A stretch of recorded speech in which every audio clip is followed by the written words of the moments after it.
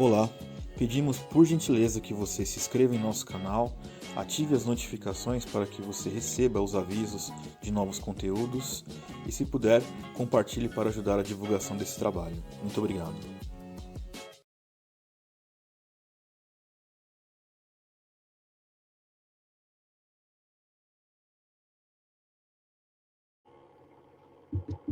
Opa, está aparecendo que estamos ao vivo já, deixa eu só acompanhar aqui.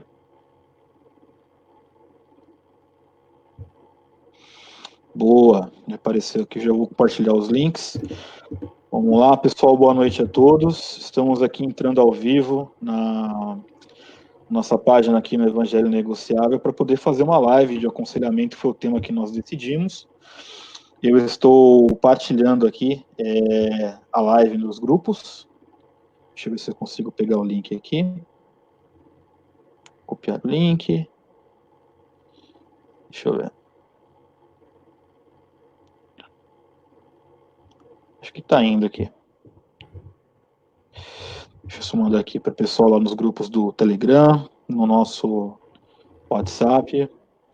O pessoal que for entrando aí, quiser deixar uma boa noite aí, já pode deixar que já a gente já começa a conversar.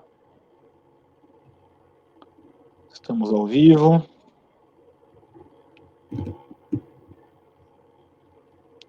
Vamos ver. Deixa eu pegar aqui pelo celular também. Opa, está aparecendo. Muito bem, aqui estava vendo aqui pelo celular, nossa imagem está perfeita, né? Bom, então vamos lá, pessoal. Já partilhei aqui nos grupos, vou só partilhar aqui com a arte lá no Instagram também, porque às vezes o pessoal está acostumado a ir para lá na live, né? E a gente já foca aqui no nosso tema. Deixa eu colocar na live lá, peraí. Spark Post. O link.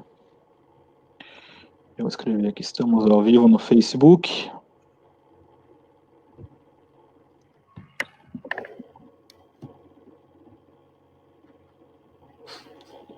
Beleza.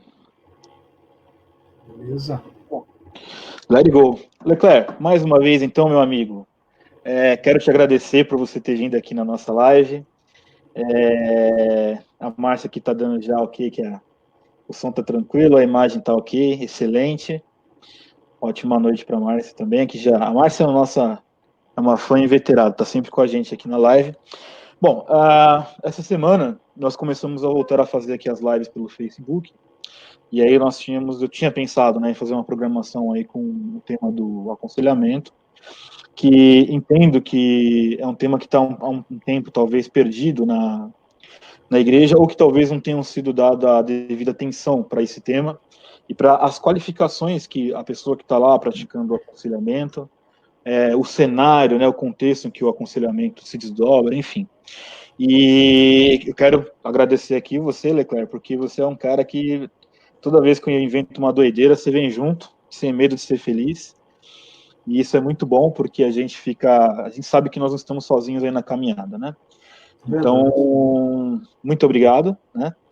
E aí, Leclerc, vamos já começar essa nossa conversa aqui. Nós temos algumas considerações a se fazer sobre a questão do aconselhamento cristão.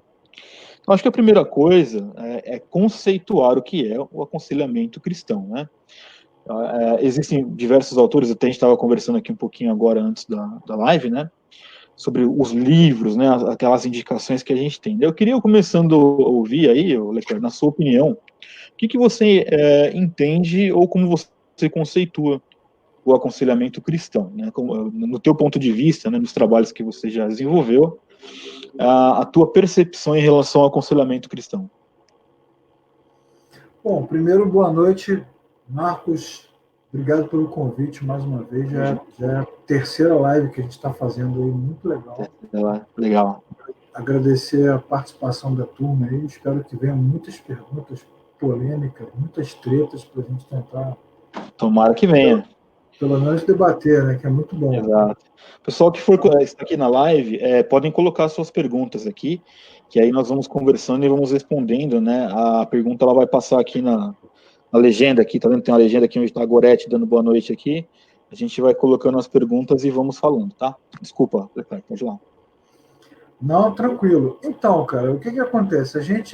O aconselhamento, né, esse trabalho que a igreja desenvolve, né, com a sua liderança, ela basicamente, esse trabalho basicamente é resultado do discipulado direto, né? A gente até falou sobre isso numa outra live já. Sim. Que, infelizmente, o mundo pós-moderno transformou as comunidades de fé em outras coisas completamente diferentes daquilo que a Bíblia propõe. A gente já falou sobre o modelo de igreja que a gente tem hoje no Brasil, sim, que é um modelo passivo, né, baseado em performance, em evento. Então, as últimas décadas foram décadas onde as pessoas foram instruídas, ensinadas que ser cristão significa estar afiliado a uma igreja qualquer e participar de ministérios, né? Então o cara toca, canta, trabalha, ensina, faz evento, faz congresso, faz seminário, faz isso, faz aquilo, 24 horas por dia. Mas quando você olha para a história do cristianismo, para o Antigo Testamento, para o Novo Testamento, para o trabalho missionário através dos séculos, a gente aprende que o ID tem a ver com andar pelos lugares compartilhando a própria fé, né, ensinando as pessoas a guardar aquilo que nós aprendemos. Então, a gente aprende da Bíblia, aprende de Jesus e compartilha com as pessoas o que a gente aprendeu, né?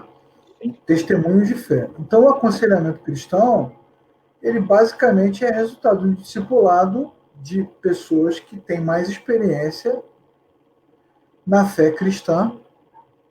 E por ter mais experiência na fé cristã, mais conhecimento bíblico, uma trajetória mais sólida, mais consolidada, estão aptos para ajudar na caminhada daqueles que estão passando por momentos de dúvida, de incerteza, de dificuldade, de fraqueza, de luta, de tribulação, de medo, de angústia, enfim. Né? O problema é que, nos últimos anos, principalmente por causa desse modelo que eu falei de igreja, a gente perdeu um pouco desse feeling, né? Do discipulado lado a lado, do caminhar junto, né? Do apoiar quem precisa. Então, o aconselhamento, como a gente conheceu, perdeu o sentido. Hoje, em algumas igrejas, agora eu não sei como é que vai ficar depois da pandemia, mas antes da pandemia, em algumas comunidades de fé, para você falar com o pastor, você tem que entrar numa fila, né? Leva meses para você conseguir. Uma fila, um horário, alguma coisa assim, né? Ter acesso, né, às lideranças inalcançáveis, né, ao clero intocável, às divindades que estão lá em algum lugar que você não consegue chegar perto deles. E quando chega, o que você tem são aquelas respostas prontas, né?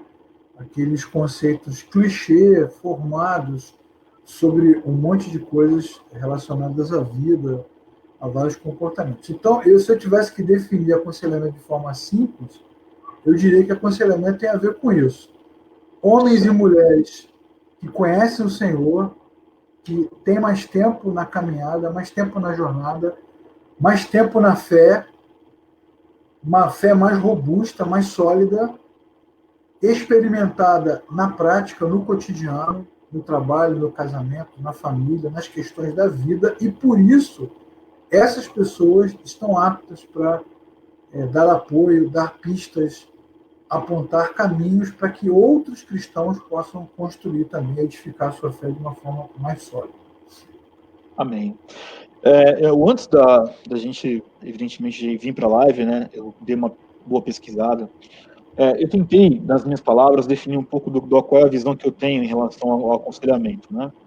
Então, hoje, se nós olharmos para o sentido estrito do contexto, da situação, o que o aconselhamento bíblico, em termos de conceito, deveria ser, né? Eu entendo que deveria ser a arte de transmitir a graça, sabe? Por meio da palavra, evidentemente, sobre a orientação, né, do Espírito Santo, e com um objetivo muito claro e muito definido, que é a edificação, mas também um pouco de mutualidade, porque é muito comum na experiência do aconselhamento você também ser edificado, né? Não se trata de vomitar regras para a pessoa, não se trata de passar um sermão na pessoa meramente por falar, ou querer que ela faça o que você acha, mas eu acredito muito que nessa transmissão da graça, né, com o ensino da palavra, evidentemente, com a sobriedade que se requer, é muito possível e viável e factível que nós consigamos também mutuamente ser edificados. Aquele que está aconselhando também ser edificado de um aconselhamento que ele esteja fazendo, né?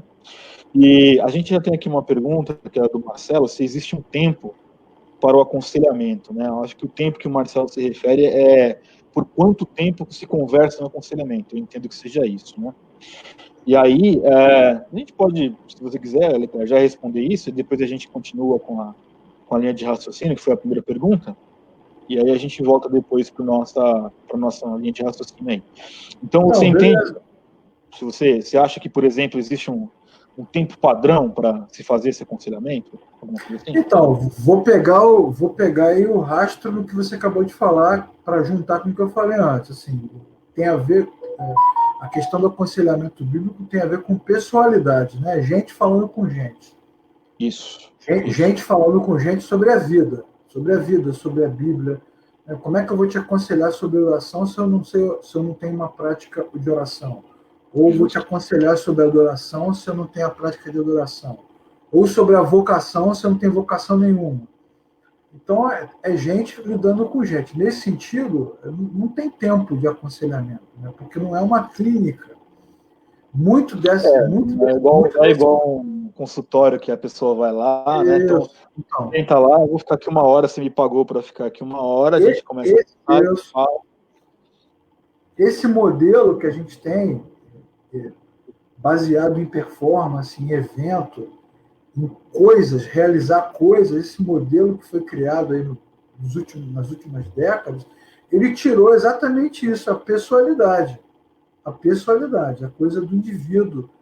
Então, a gente marca um horário para conversar com alguém sobre algum problema. Isso não faz muito sentido, né? Na verdade, não tem tempo. O ideal seria que a liderança de uma igreja ou de uma comunidade de fé, as pessoas que estão à frente, quando eu digo liderança, não estou falando de função ordenada, não, estou falando de pessoas que inspiram outras, né?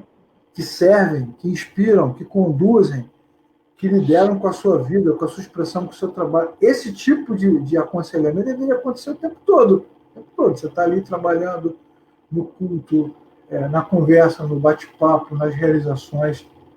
E hoje, né, com o WhatsApp, com as mídias, você tem muitas oportunidades para compartilhar a sua experiência, a sua vida. Mas eu quero pontuar mais uma vez o que eu já falei no início e você completou. Não existe aconselhamento que não tenha gente. Então é gente falando para gente. De imperfeito para imperfeito, né, Leclerc? De perfeito para imperfeito e de gente que vive o que está dizendo. Quando eu digo vive, tem a ver com a prática mesmo do negócio. Eu vou falar de adoração porque eu tenho me esforçado para adorar. Eu vou falar de família porque eu tenho lutado para manter a minha. Eu vou falar de trabalho porque essa tem sido a minha busca diária. Então, nesse sentido, não tem tempo para aconselhamento. Você pode até marcar um horário para conversar. Eu quero marcar um horário para conversar consigo, porque eu vou reservar um tempo, mas isso é apenas uma mera formalidade. A gente não precisa disso, não. Tá. Eu coloquei aqui comentário aqui da Ellen, que eu achei bem pertinente, né? Eu acredito que o aconselhamento envolve experiência, conhecimento bíblico e, acima de tudo, misericórdia. Muito pertinente. E Gisele chegou aqui. Boa noite, Gi. Boa noite, Sheila Cabral também. Boa noite, muito Gisele. Bom, Gisele. Boa noite, Sheila. Isso aí. Perfeito, Leclerc. Eu acho que começamos, então, bem com essa pergunta aqui do nosso irmão do Marcelo. Então, vamos em frente, né? Após esse conceito que nós acordamos aqui sobre o aconselhamento, né? Partindo dessa premissa, gente falando com gente, né? Existem algumas atitudes que eu separei aqui, que eu fiz algumas anotações. Eu não estou dizendo que isso aqui é um manual único e definitivo sobre o comportamento que eu entendo que alguém que está na posição de aconselhar a outra pessoa deve seguir, mas eu acredito que são conselhos úteis e que eu gostaria de partilhar também com você e ouvindo tua opinião conforme nós vamos falando, conforme nós vamos desenvolvendo aqui no nosso raciocínio, tá? O primeiro dos pontos que eu coloco aqui, Leclerc, sobre o papel do conselheiro. O que o conselheiro precisa ser e ter na sua atitude prática em relação a ir aconselhar alguém, né? Então, o primeiro deles, eu sei que é uma palavra que pode estar um pouco em desuso, né, ou excessivamente usada de forma talvez não correta, mas eu coloquei como a empatia, né, porque quando você olha a etimologia da palavra empatia, né, ela é o oposto da antipatia. Então, a empatia é você sentir dentro, é como se você estivesse no lugar da pessoa. E, nesse sentido, eu acho realmente que há uma falha muito grande nas nossas formações, que eu digo, desses cristãos que estão aí querendo fazer esse tipo de trabalho cristão do aconselhamento, porque é muito nítido que...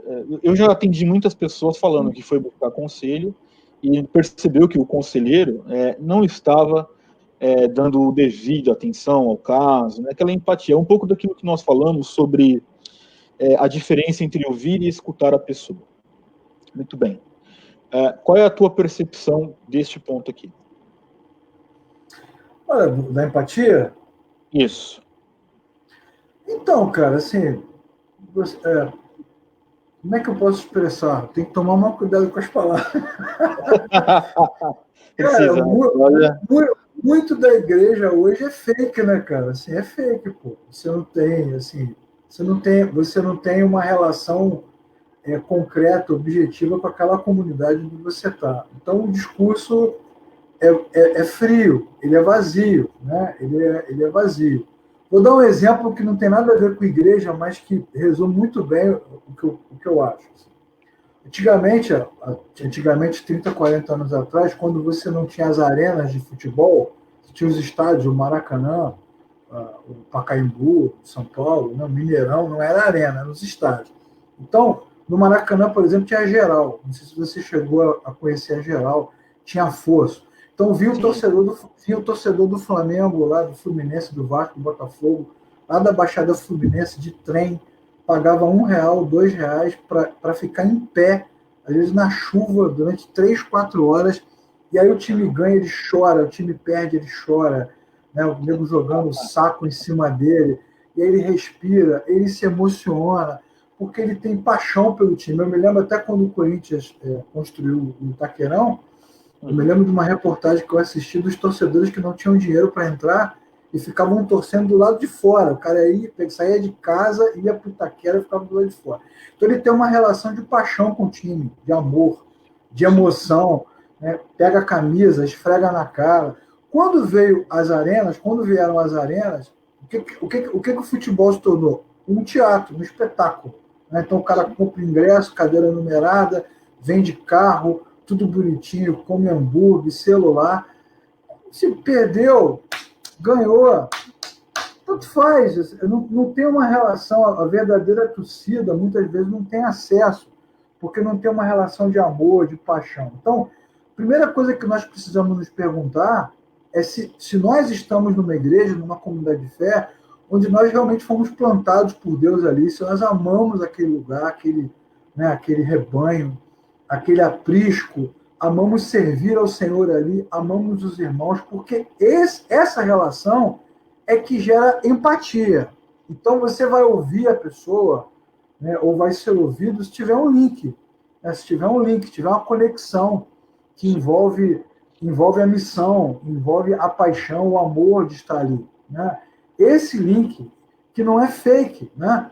É a mesma coisa do cara que estudou, por exemplo, engenharia ou medicina e não consegue se realizar profissionalmente, aí vai dar aula para poder fazer um bico, né?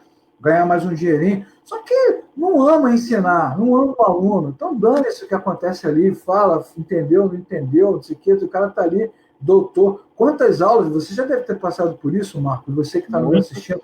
Quantas aulas você assistiu, o cara era doutor, pós-doutor, formado em outro planeta, em outra galáxia, sabe muito, mas não sabe transmitir, não tem link com o aluno. Então, o problema do aconselhamento, muitas vezes, passa por isso. Assim. Não tem misericórdia porque não sente nada, não tem disposição para te ouvir porque não sente nada, não chora com você porque não está linkado, né? Não tem empatia. Por exemplo, muitas comunidades de fé, você marca horário lá para ser atendido, você não sabe nem quem vai te atender. Você vai compartilhar um sentimento, né? um pensamento, uma ideia, um sonho com alguém que nem te conhece, não tem convivência com você. Então, assim, eu sou de um tempo onde eu comecei a trabalhar na igreja, Marco, com 15 anos de idade. Então, hoje eu trabalho apenas como professor, né? Mas eu tive uma trajetória de mais de 30 anos de ministério. Eu toquei antes de ensinar e pregar, eu fui músico, né? A gente sempre começava pelo Ministério de Música e a gente tinha uma banda e essa banda nós andamos muitos anos juntos. Então nós madrugadas juntos, finais de semana juntos, feriados, nós brigamos juntos, choramos juntos, cantamos juntos, rimos juntos. Fizemos uma amizade. Até hoje, se você reunir a banda, fizer 1, 2, 3, a gente toca umas 20 músicas com introdução, com solo, com tudo, porque a gente teve uma trajetória. E é assim que você constrói um bom aconselhamento. A partir de uma jornada. Então, empatia com o quê? Se a gente não tem link, não tem relação nenhuma, né? Não tem nada, né, que nos atraia, que nos conecte. Nós não temos uma missão em comum, um olhar em comum, um choro em comum, não temos nada. Muitas igrejas, muitas comunidades de fé são enormes, as pessoas nem se conhecem. Né? Você vai, não vai, não faz a menor diferença. Então, a gente precisa, para que haja empatia, a gente precisa rever o nosso modelo, né? A nossa maneira de fazer. Né? Me permita partilhar uma experiência minha. A Ellen fez aqui uma pergunta e a Gisele também, depois a gente responde, mas antes de responder, eu queria partilhar uma experiência. Aí. Tá aqui eu consigo depois trazê-las de volta na tela aqui. Eu confesso que estava me lembrando aqui que eu participei muitos anos de um papel de conselheiro nas igrejas às quais eu passei, né? E quando eu tinha 17 anos, eu era super jovem, né? Tava começando a me envolver um pouco mais com a igreja. Nessa época eu também era músico, né? Tocava bateria, eu estava começando a sair um pouco desse mundo do louvor para ir um além daquilo que era o Ministério de Louvor. E aí eu comecei a atuar num grupo que era um grupo de apoio aos usuários de drogas e familiares, né? E nós a igreja tinha uma comunidade terapêutica, né, uma casa de recuperação, onde nós direcionávamos, né, os usuários, e enquanto os usuários estavam lá, nós fazíamos as reuniões na igreja com a família dos usuários, né? E eu me lembro que eu estava realmente num piloto automático muito grande, quando eu também era super jovem, não justifica, mas eu me lembro que eu passei por um quebrantamento muito grande dentro dessa questão de aconselhar as pessoas, né? Eu me recordo de uma senhora que tinha um filho que já tinha tido muitas recaídas, e toda vez que ela vinha falar comigo, eu falava com ela, tal, não, olha, tal, não sei o quê, pipita, tal, e eu respondia, mas eu realmente não respondia com uma empatia que essa mulher me ensinou a ter, né? E isso me marcou muito porque uma vez o filho dela fugiu da clínica. E aí ele foi encontrado morto. O filho dela realmente não conseguiu seguir um caminho de recuperação e morreu. E aí ela continuou indo na reunião, e na primeira reunião pós-morte dele, né, ela veio falar comigo, claro que nós estávamos chateados e tal, né, e aí quando ela veio falar comigo, né, eu peguei, né, comecei a falar com ela, falei, olha, poxa vida, lamento, né, tudo. Ela olhou para mim, ela não falou um A, cara, ela não falou nada para mim. Ela veio, me abraçou e começou a chorar. E eu tive quase que um surto, né? Comecei a chorar junto, de soluçar mesmo. Imagina. E ali, nesse momento, você vê, isso eu tinha 17 anos, eu tenho 38 hoje, né? Já fazem mais de 20 anos. Eu nunca me esqueci desse dia, porque foi nesse dia que eu comecei a entender o que era uma empatia cristã, é chorar com os que choram. Então isso me marcou de forma muito profunda, porque dali para frente, até hoje eu fico um pouco emocionado quando eu lembro disso. Dali para frente, eu fiquei por mais 6 anos tomando conta desse pessoal que tinha problema com familiares que tinham problema de vício, né? Ali foi o meu primeiro ano e eu fiquei mais 6 anos tomando, assim, sendo líder desse projeto, né? E isso me deu uma experiência cristã excelente. Consegui realmente aprender o quanto Deus se move nestas coisas. E essa mãe desse rapaz, volta e meia ela manda um zap para mim, para perguntar se eu estou bem. Olha para você ver como são as coisas, né? E eu já tive a oportunidade de agradecê-la sobre tudo isso, enfim. É uma experiência que foi visceral, pelo menos para mim, né? Então, vamos lá. Aqui a Ellen, voltando à pergunta dela, a dificuldade de hoje... Mas deixa, antes de você fazer a pergunta, eu acho que esse depoimento que você deu é muito legal, porque tem a ver com o que a gente está conversando desde o início da live, já falamos em outros também. Então, esse modelo, de novo, né, o problema do aconselhamento, para mim, passa diretamente pelo modelo. Nós somos ensinados ensinados a desejar a vitória, mas não somos ensinados a lidar com a derrota. Sim. Nós somos ensinados a buscar a cura, mas não somos ensinados a lidar com a doença, nem com o sofrimento. Todo modelo prepara você só para o triunfo, para o triunfo, para o triunfo, para o triunfo. Mas você nunca está preparado para a fragilidade. Então, a sua experiência, que mexeu com o seu coração e te emociona até hoje, ela é fruto de um momento de fraqueza, de fragilidade, de total rendição. Você não sabe o que fazer, você não sabe o que dizer. Foi exatamente isso que você está falando, porque chegou lá, e eu me lembro que, sendo bem franco, né, que antes de encontrar com ela após a morte do filho dela, eu ainda saí de casa pensando, poxa, eu vou encontrar com ela, o que eu vou falar para ela? Você fica com isso na cabeça. Pois né? é. E aí você pensa, não, vou fazer como, né, de forma quase que automática, né? Não, vou falar que Jesus é bom, que Deus sabe de tudo, né? Tudo verdade. Aí, que é verdade, só que o Senhor, ele usa, né, as pessoas também para quem está aconselhando. E a hora que ela me ouviu, ela ficou me olhando, me ouvindo, aí ela começou a chorar e me abraçou, acabou ali. Toda o orgulho, todo tipo de orgulho que eu tinha, né? Ou todo tipo de suposta sabedoria caiu por terra ali, porque você se vê, aquele tipo de coisa, né? Isso eu aprendi também ao longo da caminhada, né? Que tem horas que a gente não tem o que dizer.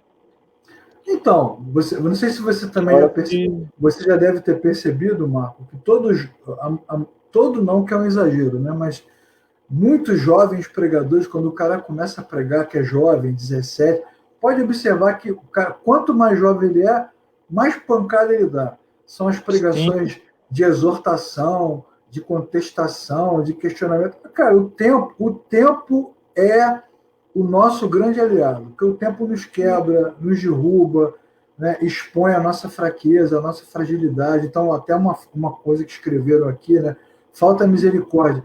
Como que você vai ter misericórdia se você nunca ficou arrasado, nunca ficou endividado, doente, nunca dependeu da misericórdia, né? Sim. Como que você vai ter empatia com a dor dessa senhora se você não sentiu a dor, né, da perda? Então, esse modelo fake que a gente tem, ele é teatral, mas ele não é existencial. O verdadeiro aconselhamento, ele é existencial. É a segunda epístola do apóstolo Paulo a Timóteo. Por favor, não me deixe, não me abandone, não me largue. Sofre comigo os sofrimentos de Cristo. Fulano me largou, Beltrano me traiu. Então você vê um apóstolo, o maior de todos, o trabalho mais sublime de todos. Quando a gente chegar na eternidade, vamos bater palma para Paulo, mas ele está fragilizado, abandonado, traído, largado. Ele não tem galardão, não tem glória. Então, quando ele fala com Timóteo, ele pede, pelo amor de Deus, não me abandone. Sim. Então, é um cristianismo existencial, verdadeiro, né? Então, isso é legal. Esse choro que você derramou no ombro dessa senhora e ela no seu, ele te faz efeito até hoje. Eu me lembro que depois eu devo ter chorado no ombro dessa mulher aí, Leclerc, acho que uns 10 minutos, assim, copiosamente, sabe? Imagina. Saiu, né? E aí eu fui falar com ela, olha, eu tentei fazer de tudo, ela falou, meu filho, eu sei que você fez o que você poderia ter feito. E assim, mesmo ela super fragilizada, porque ela tinha perdido o filho, né? Ela ainda me consolou como que eu posso dizer, das máscaras que caíram de mim diante ali Isso. Né? E ela ainda me consolou, por isso que eu defendo a questão de você aconselhar e também ser edificado, né? Que foi Marco, Quantas vezes a gente vai fazer uma visita no hospital, cara? Chega lá, o cara tá todo arrebentado, desenganado, e, e aí, de repente, quando a pessoa fala, dá um testemunho de uma fé muito consistente. Sim. Essa fé consistente, você vai para consolar e volta consolado, né? Exatamente isso. Você vai para inspirar. Então, mas da onde sai essa maluquice toda? Se o cara tá no bico do corvo, sai da onde? Sai da experiência, da experiência existencial, cara. Não tem, não, eu não acredito nesse discurso fake do microfone, onde se profetiza ao vento, né? Eu acredito nisso aí que eu te falei antes. É no apóstolo Paulo preso e sozinho, é no cara que entrou Jacó e saiu Israel mancando, entendeu? No super profeta dentro da caverna pedindo para morrer, no outro que se joga no mar pedindo para morrer, né? No João que vai morrer, Isaías que vai morrer, Moisés que se sente incapaz. Então, diante da sublimidade do evangelho, da sublimidade da palavra e da realidade da vida, a gente tem empatia com o outro. E você olha para o outro e fala assim, pô, eu sei o que ele está passando. Eu passo por isso o tempo todo, né? Eu até você vê, a gente tem um monte. Bom, enfim, vou começar a contar a história, a live vai durar 18 horas. Falta empatia, né, cara? Falta colocar-se no lugar do outro, né? Falta ter amor. Você não vai ter amor se você não foi ferido.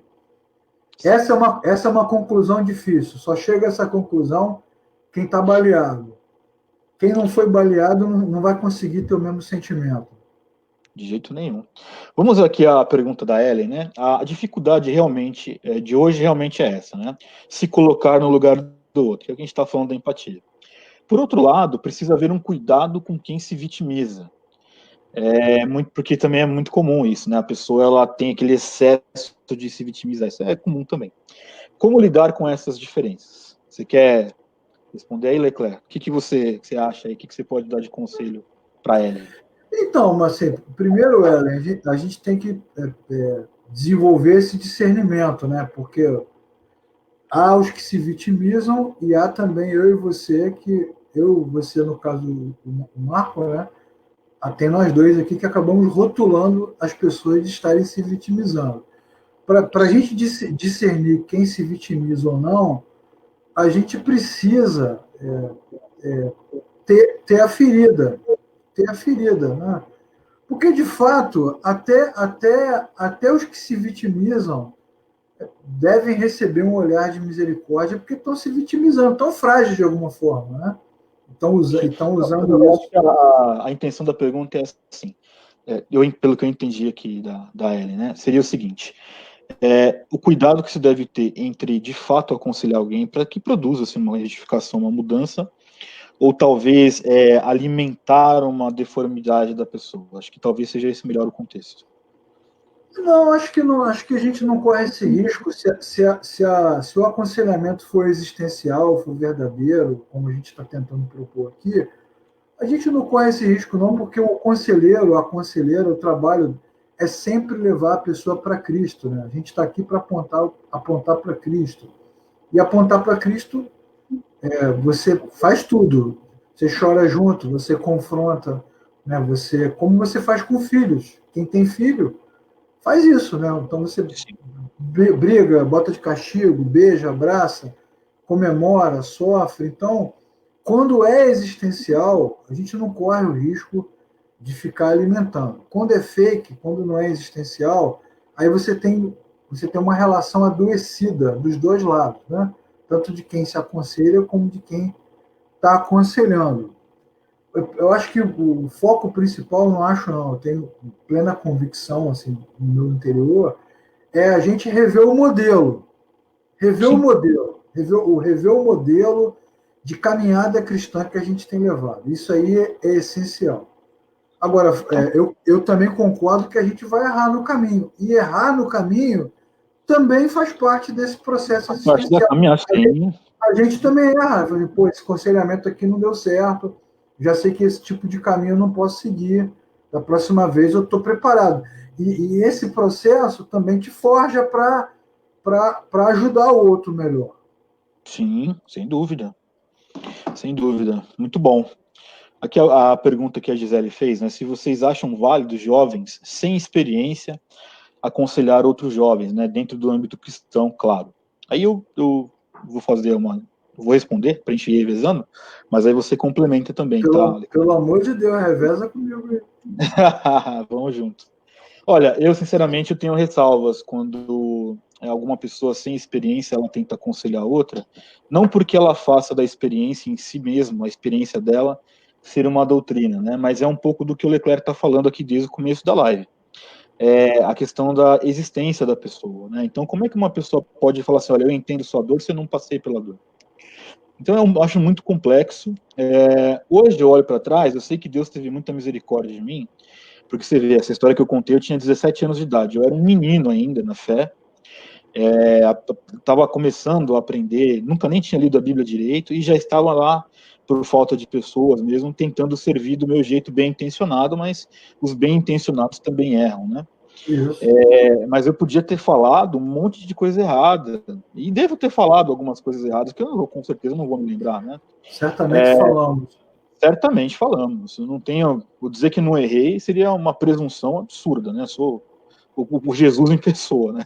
Então é óbvio que longe de mim pensar isso, mas partindo desse existencialismo, da existência das pessoas, eu tenho bastante ressalva que pessoas que não tenham uma caminhada do evangelho, uma solidez bíblica doutrinária, não tenham esse perfil com essa empatia, com essa questão, né? Que elas vão aconselhar as outras pessoas, porque, primeiro, elas têm uma visão muito limitada da coisa, muito provavelmente vão falar a partir do seu ponto de vista, que é falho, que é limitado, e que é um ponto de vista que provavelmente em 2, 3 anos já vai ser transformado. Eu acho muito perigoso, tá? Então é por isso que nós estamos listando aqui algumas questões algumas sugestões em relação ao perfil do conselheiro, para a gente explorar isso, né? Até a próxima pergunta aqui, Leclerc, só pegando um gancho. Deixa eu só dar uma palhinha nessa pergunta anterior. Volta lá aí, por favor. Vamos Porque lá. Vocês acham válido? A Gisele fala de jovens sem experiência aconselhar outros jovens. Eu diria, Gisele, que, de novo, caminhar junto eu acho ótimo, ok? Jovem com jovem mesmo, porque Sim. desenvolve uma amizade. Então, até nesse ponto, eles vão crescendo juntos, vão amadurecendo juntos, ok? Então, acho que a gente tem que ter assim, um nível de compreensão do que a gente está propondo, né? Então, meninos com meninos, meninas com meninas da mesma idade, têm os mesmos projetos, têm os mesmos ideais, têm as mesmas aspirações, então isso é legal porque eles estão compartilhando. Se a pergunta for essa, se a pergunta está passando por uma ideia eclesiástica, né, de alguém que tem autoridade, aí não, porque ele não tem o que dizer, porque não tem estrada, então vai falar o quê? Não tem o que falar. Você pontuou muito bem, né? Porque, na verdade, eu respondi partindo da perspectiva que a pergunta tivesse sido feita nesse sentido que você falou agora. Um líder dos jovens sem experiência, mas que é líder, aconselhar, né? Mas é verdade, existe essa questão. Eu converso com pessoas da minha idade sobre as minhas questões comuns e a gente partilha experiências, né? Isso aí. Mas é diferente quando você vai buscar conversar com alguém que tem mais experiência, mais vivência, que pode dar um conselho até mesmo do empirismo cristão, não colocando a experiência acima da doutrina, alguma coisa desse tipo. Né? Porque o problema, Márcio, é que às vezes o camarada mais velho, a pessoa que é muito mais velho, vai aconselhar jovens, por exemplo, vem de uma outra época, de um outro olhar de mundo, de um outro olhar de vida. Então, às vezes, ele está propondo uma coisa que nem se aplica mais, que nem funciona mais nessa realidade. Então, as duas coisas são importantes. Esse equilíbrio é que é o nosso desafio. Sim. Eu me lembro, antes da gente ir para a próxima pergunta, que aqui, na verdade, é do Marcelo, é que o Marcelo colocou assim, eu ia pegar um gancho, que ele fala assim, além da falta de empatia, né, entrar no modo automático, quais os cuidados que o conselheiro deve ter? A gente vai continuar falando durante a live aqui, tá, Marcelo? Aí você acompanha que a gente vai dando mais algumas alguns steps aí sobre isso, tá? Eu me lembro quando eu tenho ainda, né? Ele está vivo ainda, na verdade faz bastante tempo que eu não vou falar com ele. Mas a gente, na caminhada cristã, a gente acaba encontrando alguns mentores, né? No sentido de, poxa, é um pastor que eu confio, que eu posso ser eu com ele mesmo, ele vai me entender e tal, né? E era bem interessante, cara, porque um desses mentores era. Eu dava risada da forma que ele falava comigo, né?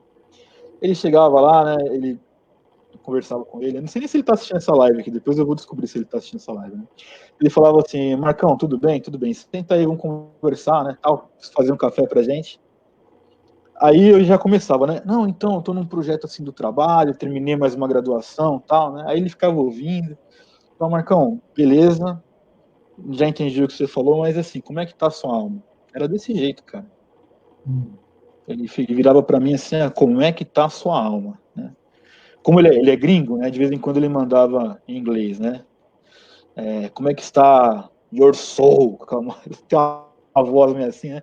Aí eu olhava assim, eu via que o cara estava preocupado com a minha vida no sentido Marco, né?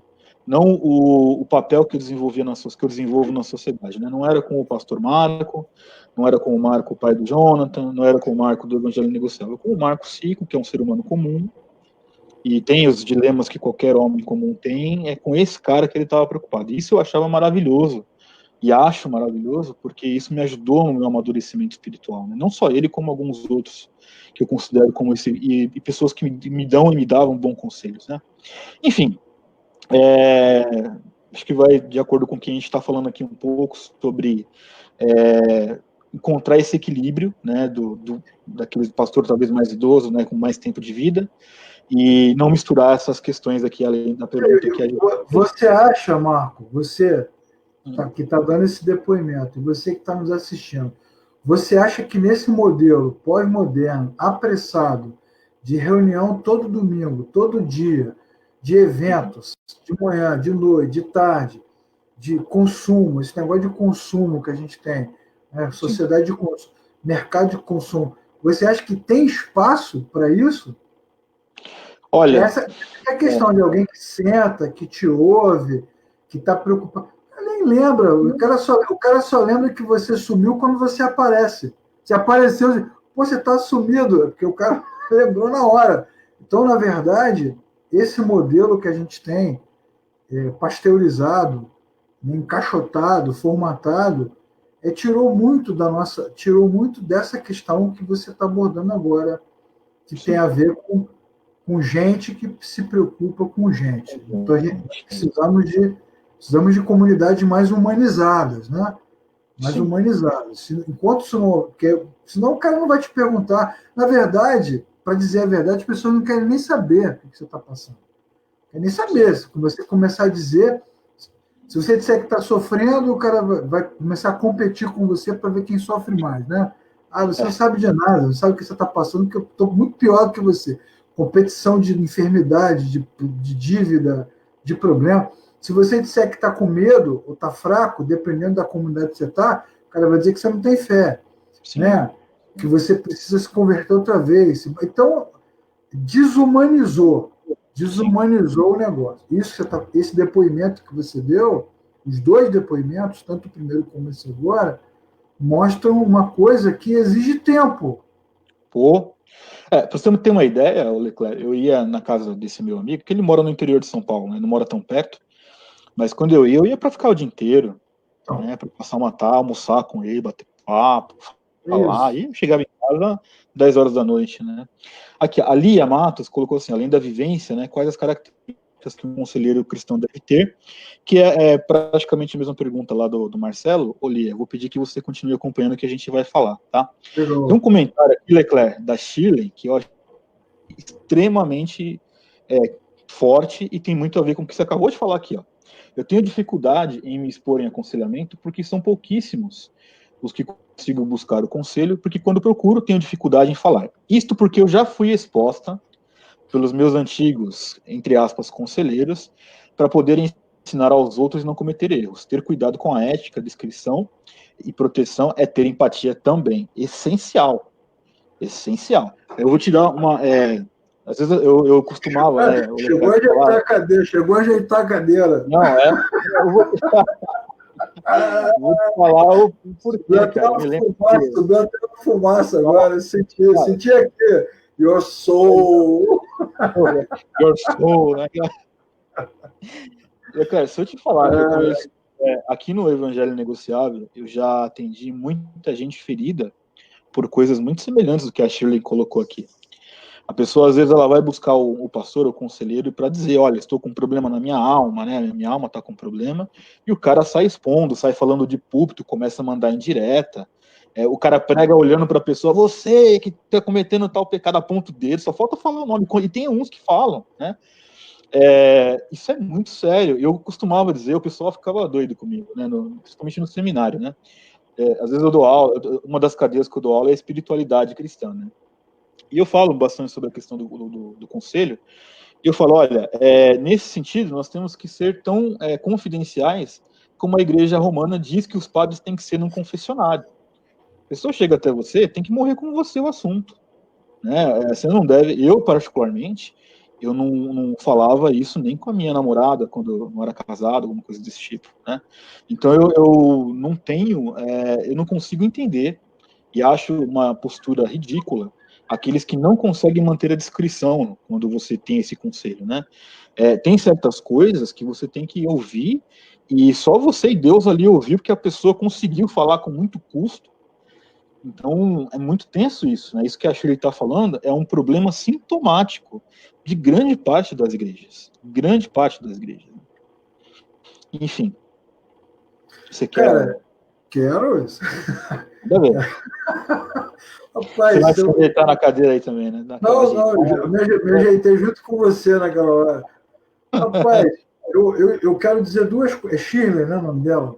Shirley, isso. Eu vou colocar o comentário dela aqui de novo. Eu quero dizer duas coisas para você, Shirley, que a vida ensina para gente. Isso você não aprende no seminário, você aprende vivendo. Primeiro, as pessoas são cruéis, beleza? E, infelizmente, as comunidades de fé hoje são, não todas, obviamente, a gente não vai generalizar, mas muitas são centros de fofoca, dominação, e muitos líderes agem como se fossem psicopatas, né? Eles dominam e manipulam as pessoas com os seus segredos, com as informações, e contam para todo mundo. E ninguém se preocupa com nada, fica só querendo saber mesmo, quer te aconselhar para saber da sua vida, para poder compartilhar com as outras pessoas. Essa é uma realidade, e aí você precisa entender, Shirley, que a igreja, ela é um reflexo da sociedade, ela é um recorte da sociedade, ela não é uma sociedade, um outro mundo separado. Então, a igreja brasileira reflete o Brasil. Olha o Brasil, olha a mídia social, olha o governo, o Supremo, o Congresso. O Brasil é um antro de fofoca, de vigilância, de perseguição, de mentira. Se você assistir televisão o dia inteiro, o jornal, você passa mal no final do dia. Passa mal. Sim. Então, isso, né? E muitos líderes evangélicos estão nessa linha na televisão, na internet. Nesse sentido, a igreja brasileira reflete a realidade brasileira, que é essa mesmo: fofoca, corrupção, falta de ética, todo mundo vigiando todo mundo, enfim.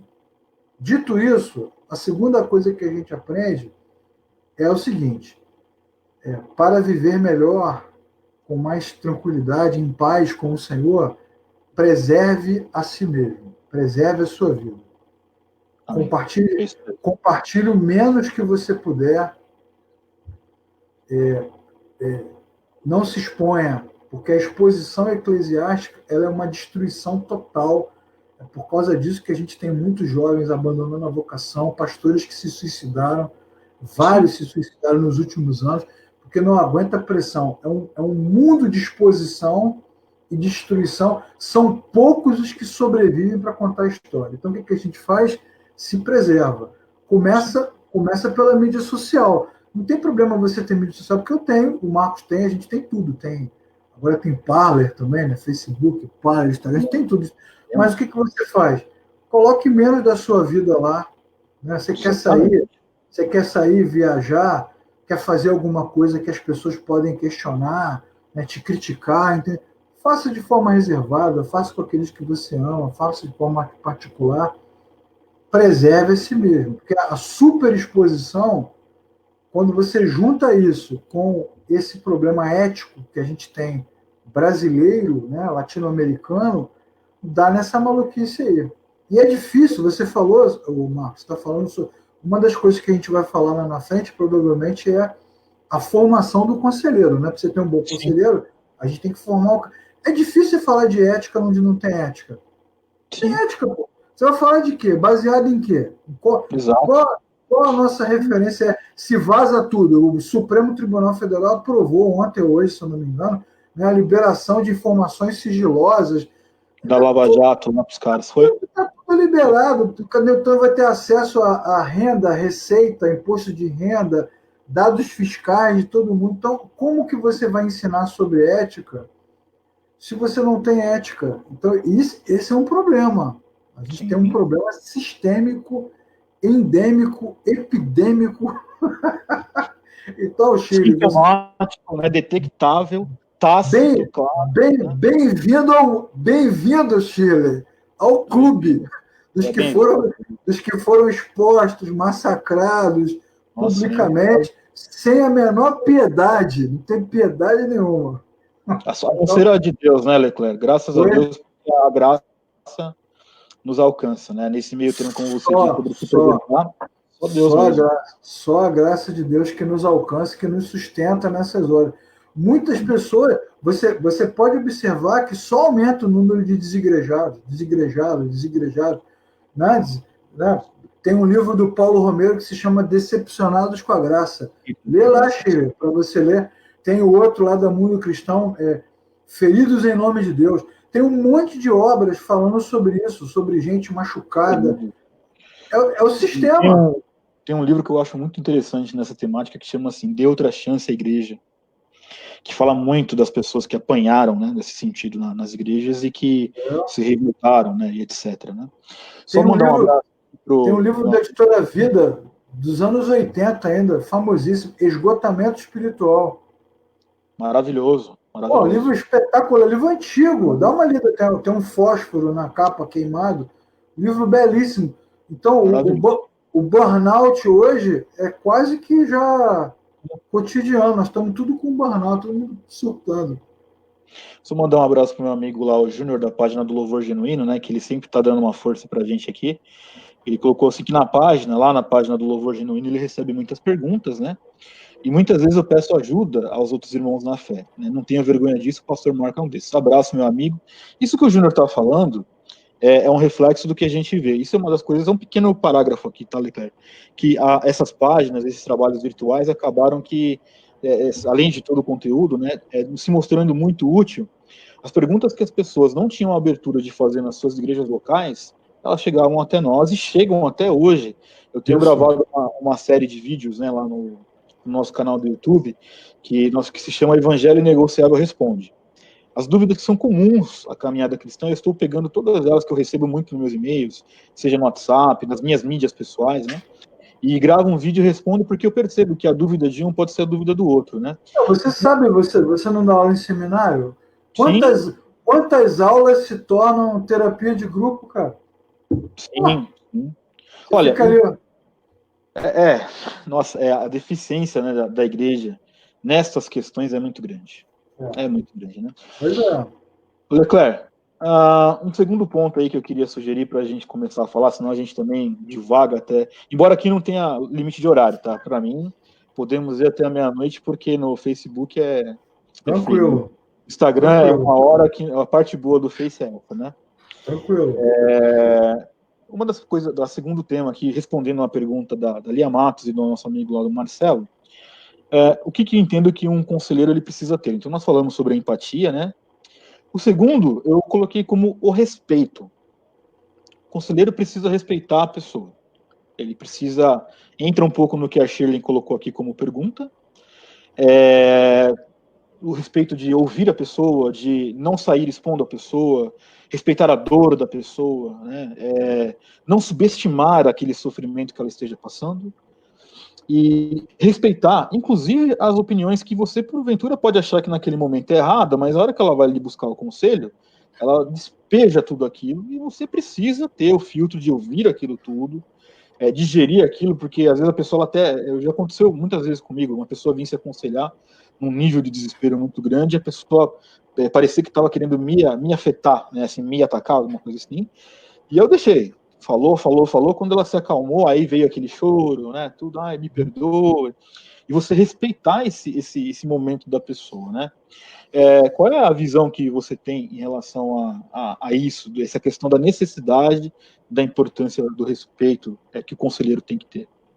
Então, primeiro voltando à questão da empatia, eu acho que o conselheiro, hoje, principalmente nesse tempo, ele precisa ter competências socioemocionais, tá? Empatia, resiliência, autoconhecimento, porque tem a ver com o mundo que a gente vive. Então, empatia talvez seja uma das principais dessas competências. Agora, com relação ao respeito, eu acho que, de novo, o respeito ele brota de uma alma que está vagando na vida, porque você Não, só, só essa é a respeita. temática. Essa é a Você só temática. respeita o que você teme, cara. Assim, você respeita a dor do outro, ou porque você está nela, ou porque você já passou por ela, né? Então, assim, uma das coisas que o conselheiro, quem aconselha, precisa ter é estrada. Estrada, uma estrada. Eu, por exemplo, falei isso várias vezes na sala de seminário.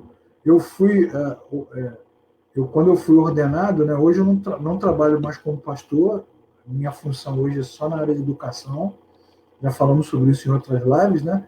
Mas eu já trabalhei como pastor durante um tempo. Quando eu fui ordenado com 30 e poucos anos de idade. Hoje, se você me perguntasse, eu diria, eu não ordenaria ninguém com menos de 40. Ninguém, nada. Independentemente da confissão.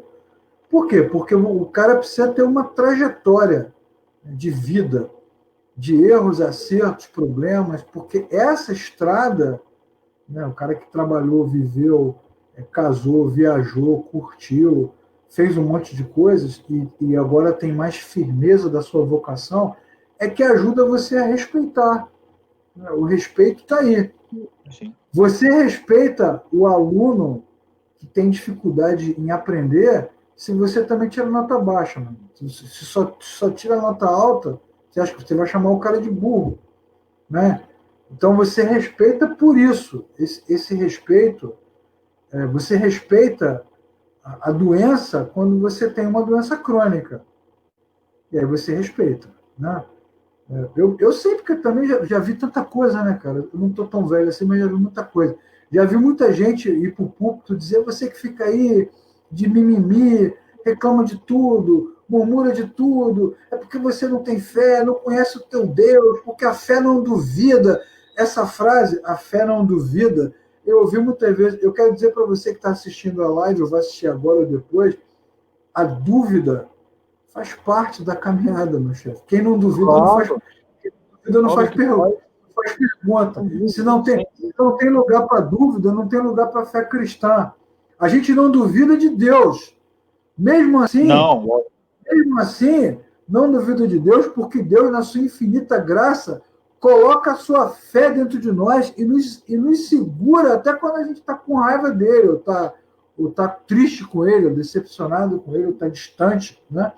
Mas, de fato, você entende a dúvida, o medo, a fraqueza, porque você passou por ela. Aí você passou por ela, né, passou por essas fases, então agora você está pronto, né? Está pronto para ter respeito. Eu acho que o respeito, Marcos, a gente não ensina no seminário, entendeu? É a vida que ensina. Então as comunidades de fé precisam ter um RH de conselheiros. Tem que ter um recrutamento e seleção de conselheiros que leve isso em consideração. Sim. Vamos botar você aqui para tratar com... Você falou, por exemplo, de dependência química. Vamos pegar alguém aqui da nossa comunidade que passou por isso, né, por essa dor, ou viciado, ou tem alguém viciado na família, né, ou tratou com isso, ou é médico. E aí, vamos pegar essa pessoa para lidar com esse tipo de gente, né? Vamos pegar aí essa estrada faz você respeitar o cara. Quem não viveu, né, cara, não respeita. A gente está no tempo da polarização, ninguém está respeitando nada. Sim. Olha, aqui até o Júnior lá do Louvor Genuíno colocou, né? Que o conselheiro tem que ter estrado, né? Que é a frase que você colocou, né? Exato. Por isso, quando o assunto está além, para mim, eu procuro ajuda para ajudar a quem precisa. É isso aí. Essa é a ideia, né? Olha só, Leca, que coisa. A gente já falou, mas eu vou pontuar aqui que o terceiro ponto que eu ia propor para a gente falar sobre o conselheiro era justamente o que? O sigilo. É que a gente já se antecipou no sigilo, já falamos aqui, até arrumei a cadeira para falar do sigilo, né? Então eu queria ir no próximo ponto para a gente falar. Eu coloquei aqui como quarto ponto sobre a impressão que os conselheiros têm que ter, seria a sobriedade. Alguém aqui escreveu pedindo para a gente indicar livros. Então, assim, sobre esse assunto do sigilo... Eu passei aqui já, olha só. Eu coloquei aqui o que nós tínhamos falado. Ó. É o Feridos em Nome de Deus, Esgotamento Espiritual, Dê Outra Chance à Igreja. Se você tiver mais algum, você pode falar aí. Eu quero falar de um que tem a ver com esse assunto, que é o Ética Ministerial das Edições Vida Nova. Livro ótimo, que fala exatamente sobre isso. Ética Ministerial, livro bom pra caramba, fala sobre esse assunto. Pastores, líderes que se tornam reféns das suas igrejas. Tem um capítulo, né, que fala sobre isso. É cúmplice ou conselheiro, né? Muito legal. Bom. Olha só, aqui o comentário, né, que acho que já a gente pode ir para o próximo ponto já, pegando o gancho aqui do Júnior, né, do Louvor Genuíno, né? E é o quarto ponto que eu ia sugerir agora, que é a sobriedade em ouvir a pessoa. Então o Júnior colocou o seguinte: quando eu percebia que o conselheiro queria falar mais do que eu, ali eu parava. Como é que vai querer dar conselho sem antes ouvir? Mas é óbvio, cara, né? O respeito também está aí, em ouvir. Concordo totalmente. Esse, sim, eu considero um ponto extremamente crítico. E nós falamos, lembra que até nós conversamos, eu e você, Leclerc, na semana, quando a gente ia falar sobre essa live? Foi. E até você mesmo falou para mim assim, Marco, só esse ponto do ouvir a pessoa, a gente podia ficar 1 hora falando dele. É verdade, você tem toda a razão. É incrível como as pessoas elas têm uma concepção tão errada de dizer o seguinte: olha, eu vou aconselhar alguém, então essencialmente eu vou servir alguém. Para eu servir esta pessoa, para eu me humanizar com essa pessoa, para eu entender o que ela precisa de orientação, a premissa básica da coisa é ouvir. E aí nós temos N pessoas que não ouvem absolutamente nada, não discernem o que estão ouvindo, não escutam o que a pessoa está falando, deixa a pessoa falar, mas aí na hora de falar ele vai despejar tudo aquilo que ele acha que vai resolver um problema. Enfim, o que você entende, o que você acha dessa questão do despreparo, né? Enfim, das pessoas que têm essa capacidade, né? Rapaz, eu posso dar o meu testemunho. Recentemente, ano passado, eu fui me abrir com um amigo, a gente marcou num shopping, sentamos para conversar. Ele pregou para mim, cara, 1 hora e pouca. Pregou mesmo. No final, quase que eu me converti.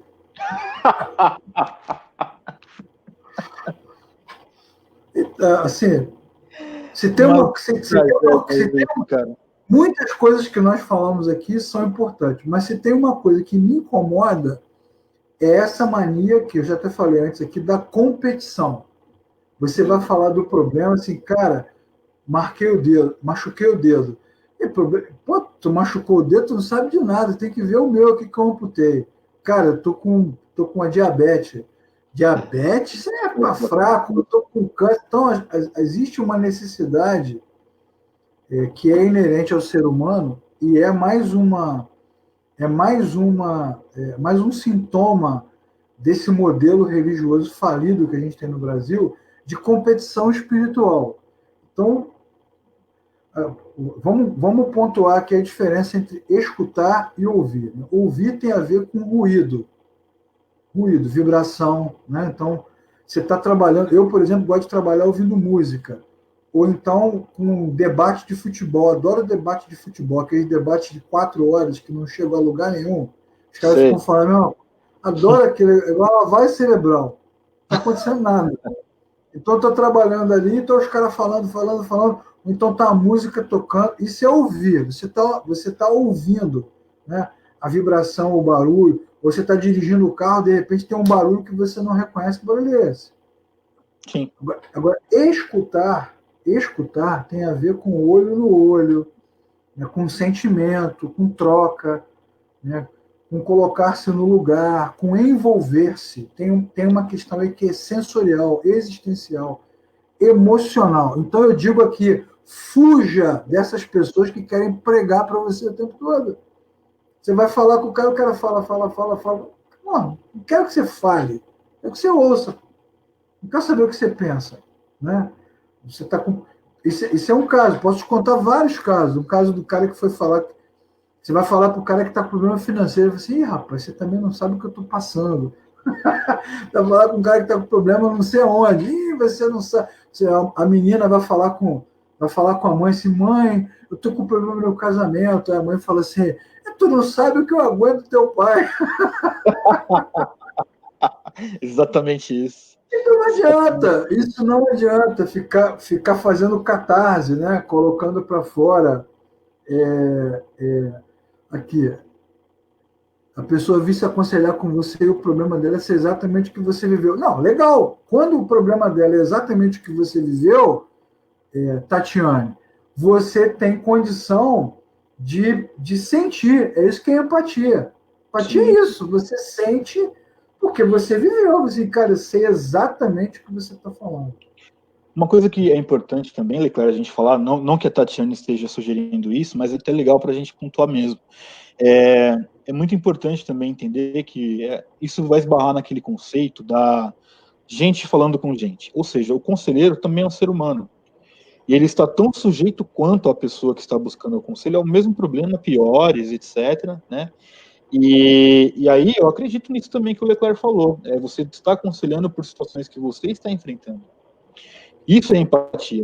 Aí eu acredito que entra um pouco naquilo que eu falei no começo, de você também ser edificado nesse conselho e você sentir exatamente a dor que a pessoa está sentindo. Então aí já começa a ter alguns desdobramentos, aí você vai conseguir respeitar essa pessoa, você vai guardar o sigilo para essa pessoa, você vai tratar essa pessoa até como a Ana Paula comentou bem aqui, que eu coloquei dela aqui, o conselheiro precisa trabalhar uma escuta ativa. Você vai escutar ela ativamente, isso é fato, né? Então, quer ver um exemplo muito prático? Ana Paula Esquivel. Pô, Ana Paula não é mole, Ana Paula tem um canal, cara, entre páginas, só sobre livro, resenha de livro. Ela, dia 24, viu, Leclerc? Depois eu te mando a arte, dia 24 de julho, eu e a Ana Paula e o Alisson, que também tem um Instagram literário, nós vamos fazer uma live aqui para falar do livro do Custo do Discipulado, do Jonas Madureira. Jonas Madureira, nosso Deus, a nossa reverência.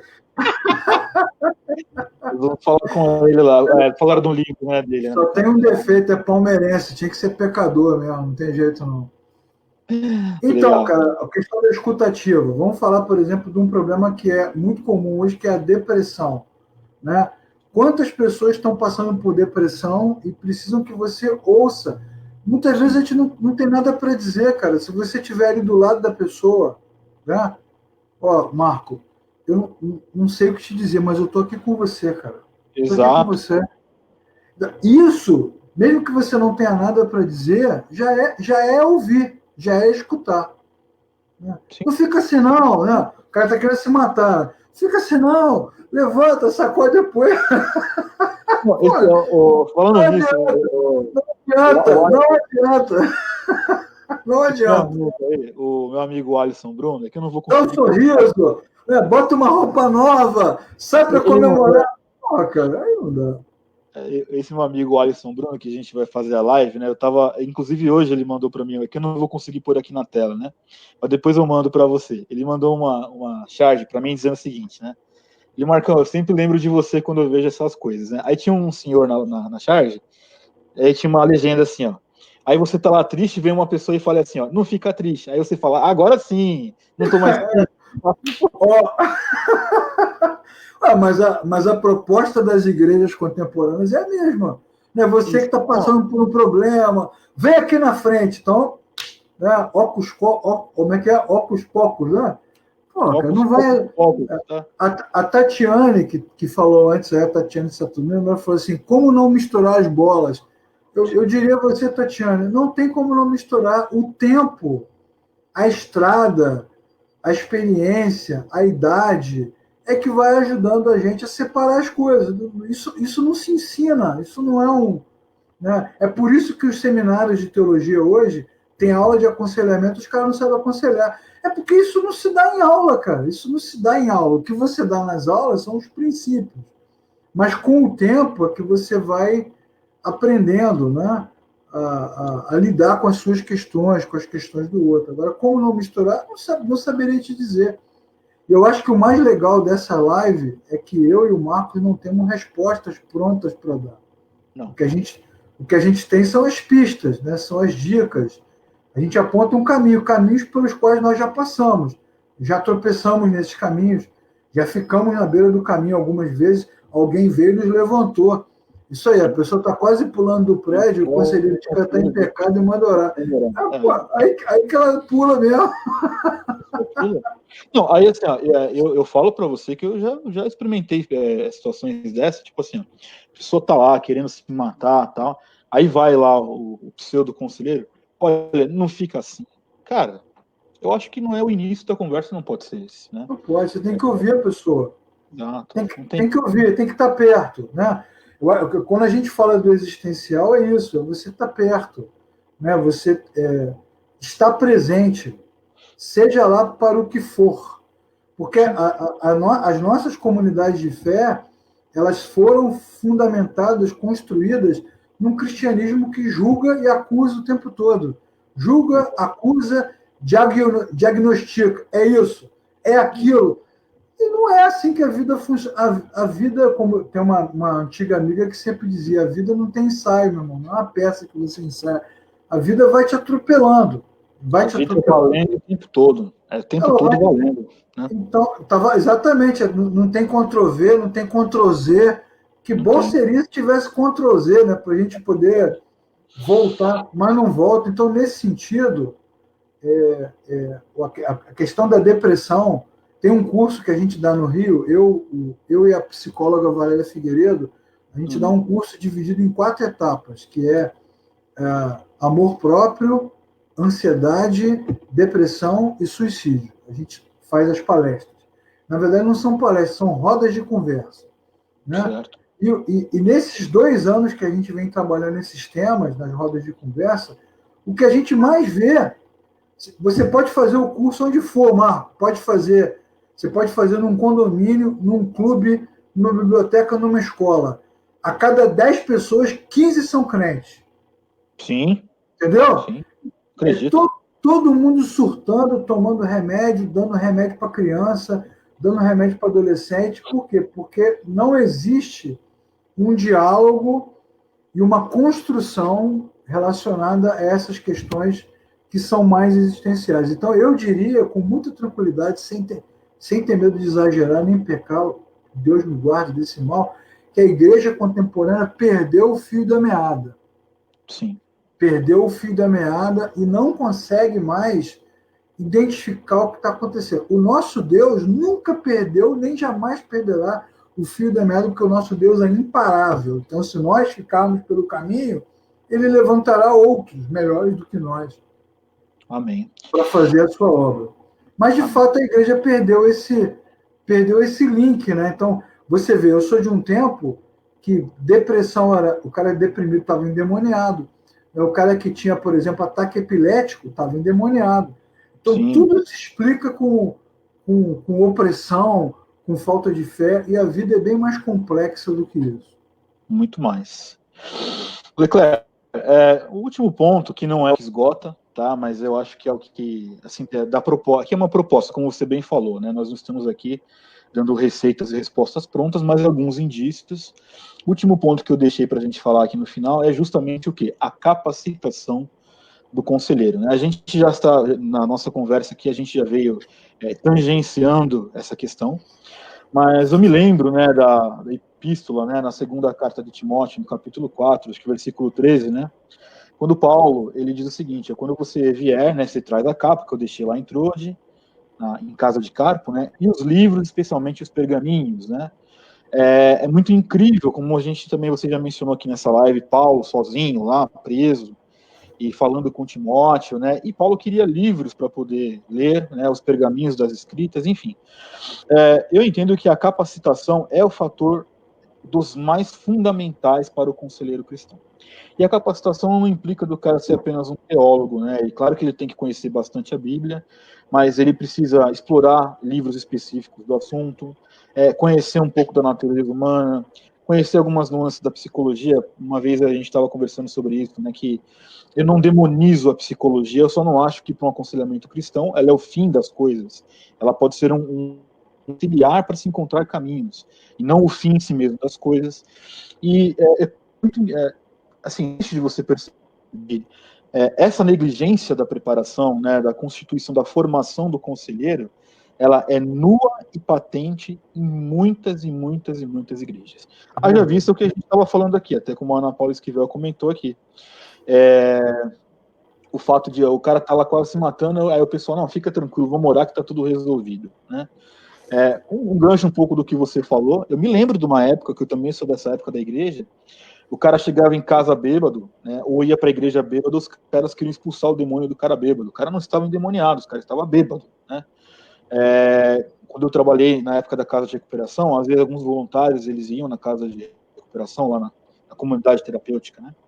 E aí chegava alguém que estava com uma abstinência da química, né, que a droga fazia na pessoa, o cara ia lá e vamos expulsar esse demônio. Não é demônio, é uma reação do organismo, essas coisas, né? Então, esse despreparo, essa falta de capacitação, ela infelizmente tem trazido diversos problemas, até o caso que a Shirley comentou aqui, de gente que expõe, etc, né? Insisto, a gente já tangenciou muito sobre a questão da preparação. Muito bem. Na sua visão, na tua percepção, o quanto é relevante, ou o que um conselheiro, alguém que queira trabalhar com isso, o que essa pessoa precisa fazer, além do óbvio, né? Na tua visão, o que a pessoa precisa fazer e buscar e se preparar para, de fato, aconselhar as pessoas conforme o crivo da palavra de Deus? Bom, eu acho que essa resposta tem duas leituras, né? A leitura da liderança de uma comunidade de fé e a leitura do indivíduo que quer aconselhar, né? Então, pensando nas igrejas em si, vou voltar no ponto que eu já falei. Hoje, no meu entendimento hoje, acho que ninguém com menos de 40 anos deveria ser ordenado para nada. Um bom aprendizado é a vivência na comunidade de fé. E a vivência na vida. É a gente na vida, a gente com os outros no mundo. Então, trabalho, estudo, família, amizade. E na igreja, trabalho. Você não precisa ter título nem cargo para trabalhar. Trabalho tem para caramba. Sim. Honra não tem para todo mundo, mas trabalho tem a beça. Então, eu acho que as comunidades podem fazer isso. Ensinar e botar as pessoas para trabalhar e conviver. Esse modelo pasteurizado, quadrado de evento, diminui a nossa convivência. E por diminuir a convivência, fica menos existencial e a nossa habilidade de lidar com o próximo diminui. Então, acho que isso tem que voltar. Com relação à formação, né, do conselheiro, você falou da psicologia. É muito simples, né? Vamos pensar no louvor, por exemplo. É claro que alguém que participa do louvor precisa ter, no mínimo, a vocação para adorador. É uma questão de espiritualidade. Entretanto, esse cara tem que estudar música. Claro. Música. Então, absurdo, né? Tem que ser afinado. Pelo amor de Deus. O mínimo, né? O mínimo é o cara saber tocar, ter uma noção de ritmo, né? Isso não tem a ver com vocação. Isso é um instrumento. Mesma coisa é o cara que vai cuidar do departamento de ensino da igreja. Ele tem que ter uma formação pedagógica ou na área de educação, ainda que ele tenha a vocação. Então, você tem a vocação espiritual e tem a habilidade que você treina com as vocações que você adquire com a formação e o treinamento. Dentro do aconselhamento, você tem a psicologia. Né? Então, acho que essa é uma ferramenta importante. Eu diria que é até mais importante do que a teologia. Né? Eu acho que formação bíblica, esse é um outro problema que a gente não vai falar aqui na live, mas as nossas comunidades não são mais bíblicas. Né? Eu nasci, quando eu me batizei, né, com os meus 15 anos de idade, Eu era da Assembleia de Deus quando eu era garoto. Na Assembleia de Deus, quando eu era menino, você não tinha teologia, não podia nem fazer faculdade na época que eu era crente. Era proibido fazer faculdade, era proibido estudar. A maioria dos líderes eram pessoas simples, mas a nossa igreja era uma igreja bíblica. Então você tinha escola bíblica. A Bíblia era lida. A gente tinha programação bíblica. Eu aprendi, quando era garoto na EBD, a decorar os versículos da Bíblia. Então, a Bíblia, por si só, ela é uma fonte inesgotável de fé. Então, a gente precisa de uma igreja bíblica, tem que ter um conselheiro, tem que ter uma formação bíblica boa, porque a teologia não vai resolver esse problema, que é outra coisa que a gente identifica hoje. O cara indo para o seminário para aprender Bíblia, porque não tem Bíblia na igreja dele. Então, nem a Bíblia, nem a teologia, vai ficar no limbo. Então, essa é uma questão que tem a ver com a liderança. Então, olhando do ponto de vista da liderança, botar as pessoas para conviver, formar biblicamente e dar as ferramentas. A psicologia é uma dessas ferramentas e ela ajuda na questão da ética, né? Na questão do sigilo, enfim. Agora, olhando para o conselheiro, você que deseja aconselhar, eu diria que dura coisa você deseja. Pô, é muito difícil esse negócio, mas vamos supor que você realmente queira ajudar pessoas, né? Vamos partir desse princípio. Mas se você quer ajudar pessoas, você tem que viver com pessoas, né? Conviver com gente. Sim. Conviver com gente. E, nesse ponto, servir é um bom caminho, servir aos irmãos, e, acima de tudo, a leitura. Aí vem a questão da leitura. A boa leitura, junto com a Bíblia, né? A boa literatura. Daí vem os exemplos, porque muitos desses autores que nós citamos aqui têm muito para nos ensinar, muito para nos contar, já passaram por muitas coisas pelas quais nós não precisamos passar. Então, isso é importante, né? Você ler e viver com as pessoas, estudar, né? Desejar estudar. Eu diria que mais Bíblia do que teologia. A teologia, para mim, é vocação para o teólogo, o cara que quer pensar, desenvolver a pesquisa, desenvolver o conceito, a formação. Mas, assim, mais Bíblia, bons livros. Leia biografias. Em vez de ler só livro devocional, leia biografias, histórias de pessoas que existiram, pessoas do mundo, pessoas da vida, reais, histórias. Leia biografia. Converse com as pessoas.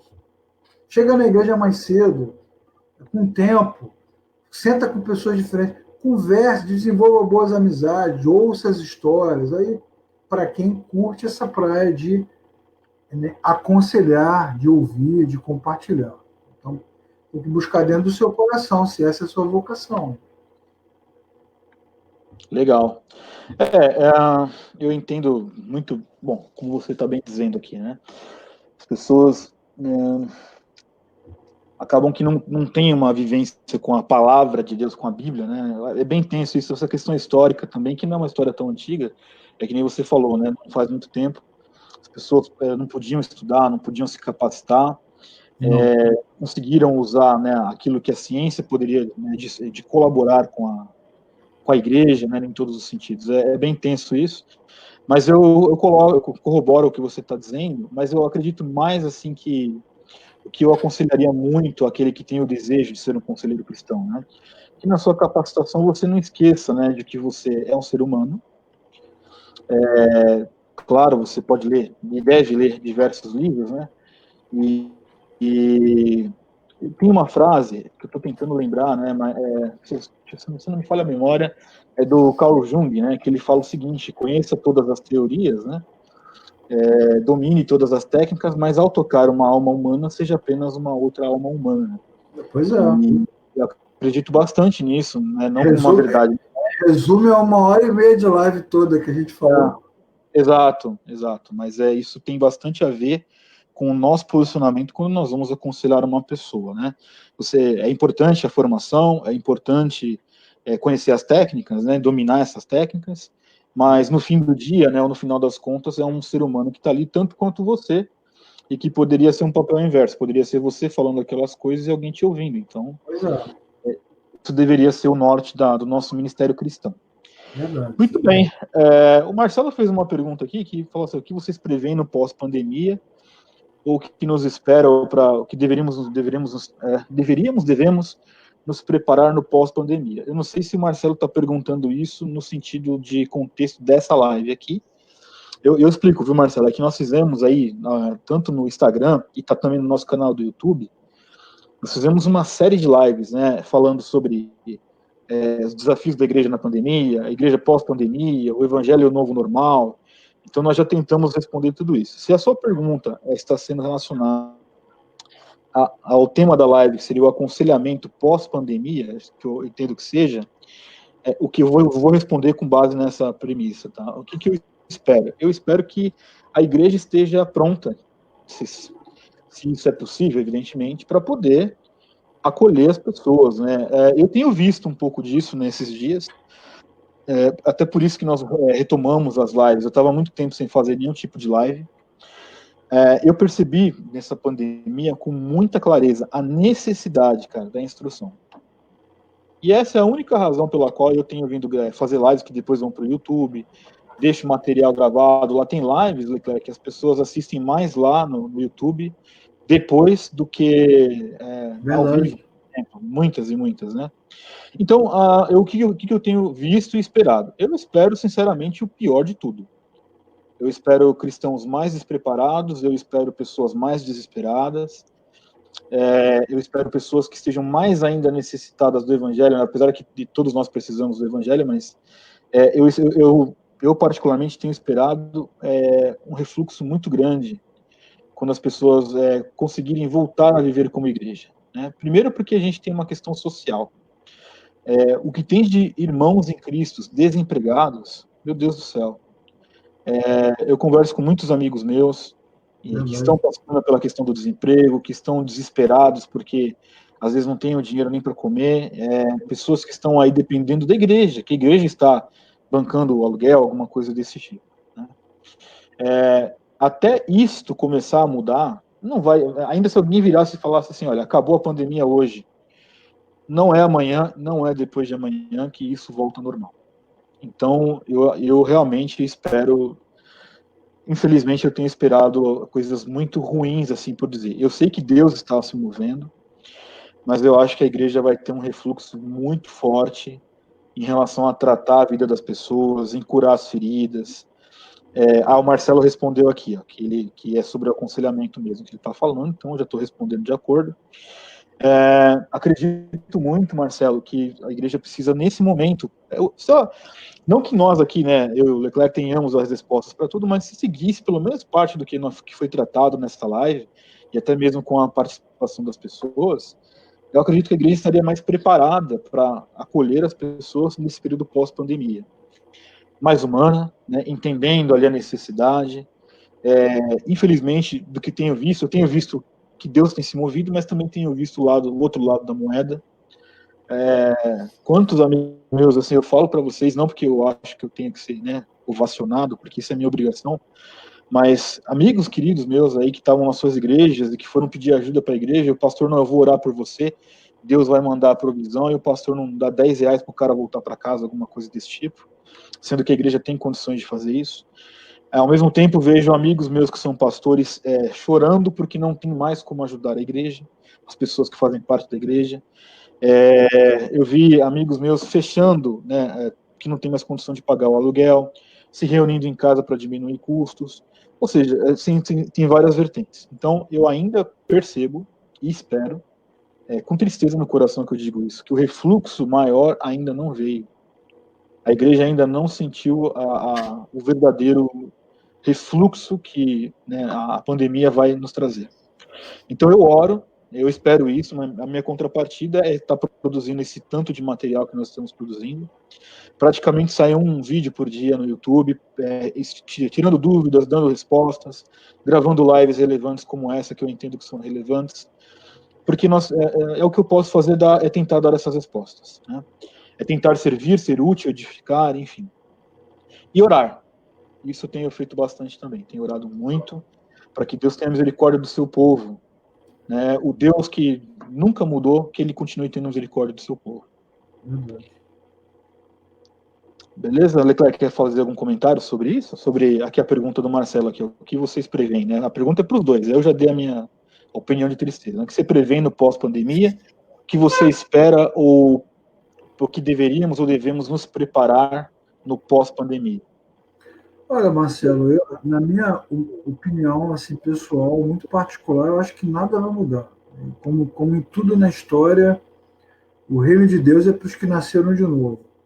E a vida, ela toca as pessoas e as pessoas mudam em função do que elas experimentam. Então, eu acho que as famílias que estão passando por essas dificuldades financeiras, né, que estão enfrentando o Covid, pessoas que perderam seus entes, essa turma aí vai mudar, porque vai ser tocada pela vida, pela morte, pelo sofrimento, vai mudar a maneira de viver. Eu, por exemplo, vi uma reportagem recentemente, que eu já até comentei isso com o Marco, nos Estados Unidos, já existe um movimento que está tímido ainda, mas está aumentando, de pessoas que estão saindo das grandes cidades e indo para o interior.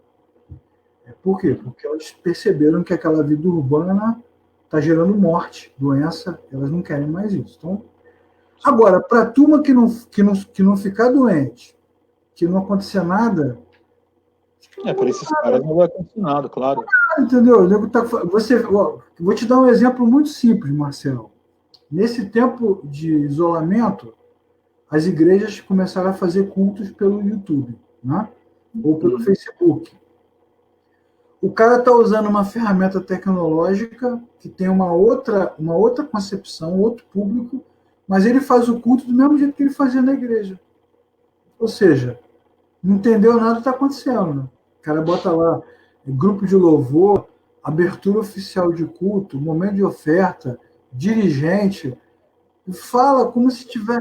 Então, o cara não entendeu nada. Essa turma vive num outro planeta. Isso me lembra aquele texto bíblico Real. De quando Deus reprova Israel e o profeta vê a glória de Deus saindo de dentro do tabernáculo e ficando em cima assim, e os caras sacrificando lá.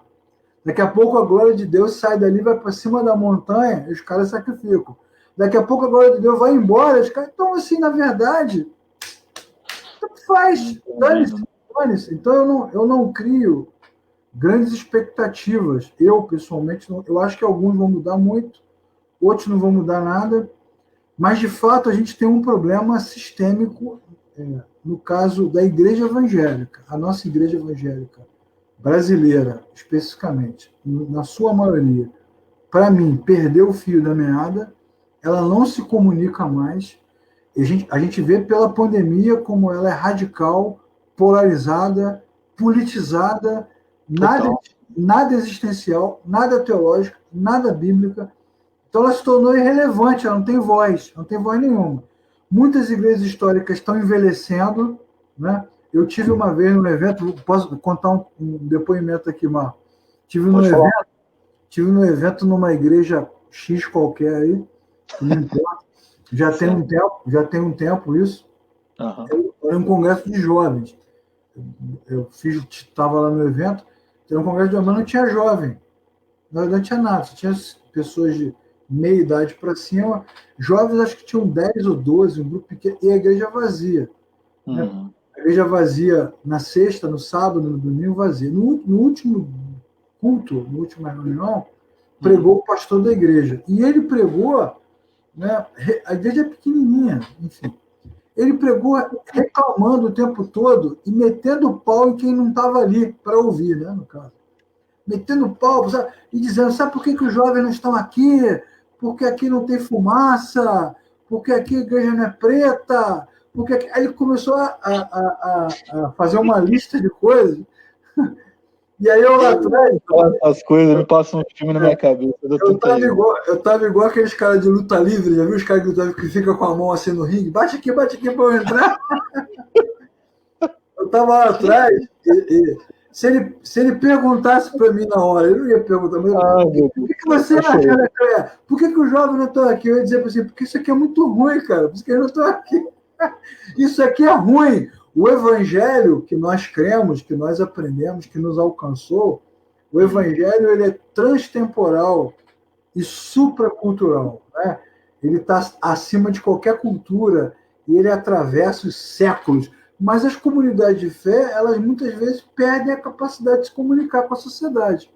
Então, o Covid colocou o mundo de joelhos e colocou também as comunidades. A Igreja de Cristo, lavada e remida, espiritual, essa nunca vai ficar de joelho, porque essa está tranquila. Mas a igreja de instituição, ela está de joelhos, porque ela não sabe dar respostas, né? Não sabe dar respostas. Então eu acho, sinceramente, Marcelo, que nada vai mudar. Nada, absolutamente nada vai mudar, porque sempre haverá os joelhos que nunca se dobram. Amém. Então, enquanto o couro come, né, enquanto o pau quebra no mundo dos juízes, o plano redentor segue na vida de Ruth, colocando roupa no varal no quintal de uma casa qualquer. O nosso Deus continua trabalhando, cara, e vai trabalhar de forma... Tem um livro muito legal, vou indicar outro livro, do Eugene Peterson, chamado Espiritualidade Subversiva. Ô Leclerc, esse livro aí, ele é meu livro básico da espiritualidade lá no Seminário Então Riley. É isso. É em cima da espiritualidade subversiva. É isso. Tem dois livros, né? Espiritualidade Subversiva e A Maldição do Cristo Genérico. É isso, cara. O Eugênio já estava lá nos anos 90, anos 2000, denunciando esse problema. Poderia citar outro livro aqui, Ouça o Espírito, Ouça o Mundo, do John Stott, que é do século XX, mais velho ainda, onde ele fala da mesma coisa, do mercado de consumo, da tecnologia, da perda de foco. Então, Marcelo, eu acho que a vida vai mudar para quem Deus tocar, ok? No coração de quem Deus tocar, a vida vai mudar. Agora, no coração de quem Deus não tocar, meu irmão, você pode ter estado no Egito, você viu até o anjo da morte passar por cima da tua casa. Na hora lá, você estava lá comendo o cordeiro, e o anjo da morte passou, depois você passou com a sua família pelo meio do mar. Mas, meu amigo, quem não nasceu de novo, morre no deserto. Sim, o reino de Deus é para os que nasceram de novo. Então, não tenho essa expectativa. Eu estou igual o Marcos aqui. A gente faz o que pode, faz o máximo que pode, né, dentro daquilo que Deus nos permite fazer. Então, quando Jesus pergunta para nós dois, o que vocês têm? 5 pães e 2 peixinhos. É o que eu tenho. Mas tudo que eu tenho, eu te dou. Tá tudo entregue. Opa. Leclerc? Fala, meu querido. Eu acho que entrou algum áudio aí. Alguém vai dizer que foi o demônio que se manifestou, né? Tem aqueles que... Provavelmente. Beleza, pessoal? Mais alguma pergunta aí, Leclerc? Você tem mais alguma consideração? Acho que dos pontos eu já encerrei. E se você quiser fazer suas considerações finais aí já, enquanto alguém manda uma pergunta, alguma coisa assim, tá bom. Pode seguir aí. Não, eu quero agradecer o convite, Marco, muito honrado, né? Parabenizar você pelo trabalho que você faz e apresentar aí para quem não conhece o canal Oficina da Palavra lá no YouTube, youtube.com.br Oficina da Palavra. Muitos vídeos, muitas lives, muitos cursos, muitas aulas de teologia, clareza bíblica e devoção. A gente trabalha dessa forma. E se você quiser depois fazer perguntas, entrar em contato, é um prazer compartilhar. Nós não temos a verdade absoluta. A verdade é Cristo, a verdade é a palavra de Deus. O que a gente tem é um pouco de estrada e vontade de contribuir de alguma forma. Então, obrigado, Marcos, pelo apoio. E vamos aí continuar seguindo. E vem outras lives, mais tretas, mais polêmicas. Legal. Leclerc, não sei se tem alguma coisa aí não sei se tem alguma coisa ligada aí, mas acho que o barulho está interferindo você bastante aí. Tá bom. Bom, pessoal, eu quero agradecer a todos vocês aí pelo tempo. E essa live aqui vai para o YouTube também, então você pode assistir mais algumas outras vezes. Entre em contato, a minha recomendação é que vocês conheçam também lá o canal do pastor Leclerc, como ele falou aqui, né, o professor. Agora parou. Você apertou o mudo aí? Ah, beleza. Então eu quero agradecer, viu, Leclerc, por tudo. O Leclerc tem um canal que se chama Oficina da Palavra. Eu peço, por gentileza, que vocês conheçam o canal que ele tem. um conteúdo muito relevante, por exemplo, todo dia ele me manda aqui alguma coisa no WhatsApp, eu partilho lá no Instagram, nos nossos stories, as aulas, né, bíblicas em Libras, que é um projeto que eu acho, cara, maravilhoso, uma coisa que muitos né, em muitas igrejas é negligenciada, e o Leclerc tá lá firme. O canal do Leclerc tem lives, cara, que são incríveis, que são fantásticas, de extremo conteúdo, e eu acho que é bem a proposta que eu também tenho em mente, né? Eu tenho tentado fazer lives com temas propostos aqui que a gente faz, explicando quais são as nossas atuações, intenções e etc. E disponibilizando esse material, evidentemente gratuito. Eu comecei esse ano aqui, a pandemia, como a gente falou, né, deu para nós aqui algumas questões, né? Eu vou colocar o canal do Leclerc aqui, que a Sheila compartilhou.